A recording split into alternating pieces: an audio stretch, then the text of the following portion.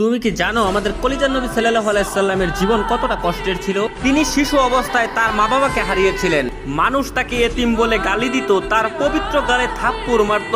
অসহায় নবীর কান্না ছাড়া আর কোনো পথ ছিল না। নবুয়ত পাওয়ার পর তার আপনজনরাই হয়ে ওঠে তার চিরশত্রু। তাকে পদে পদে হত্যার চেষ্টা করা হয়।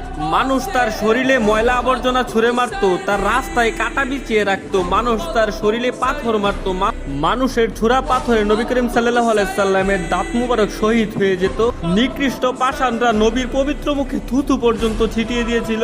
নবী করিম সাল্লাল্লাহু আলাইহি সাল্লামের কষ্টের দহন আরো বাড়লো যখন তার শিশুকালে কলিজার 3 পুত্র সন্তান ইন্তেকাল করেছিল। আবার কলিজার নবীর ঘরে চুলাও জ্বলতো না। ঈদের দিনও তিনি না খেয়ে ঈদগাহে যেতেন। ইসলামের জন্য আমার নবী 3 বছর গাছের পাতা খেয়ে বেঁচেছিলেন। এত কষ্টের মাঝে থেকেও আমাদের কলিজার নবী আমাদের জন্যই শুধু কেঁদেছেন। আমার এই অসহায় নবীকে যদি ভালোবাসো তাহলে কমেন্টে লেখো আই লাভ মুহাম্মদ এবং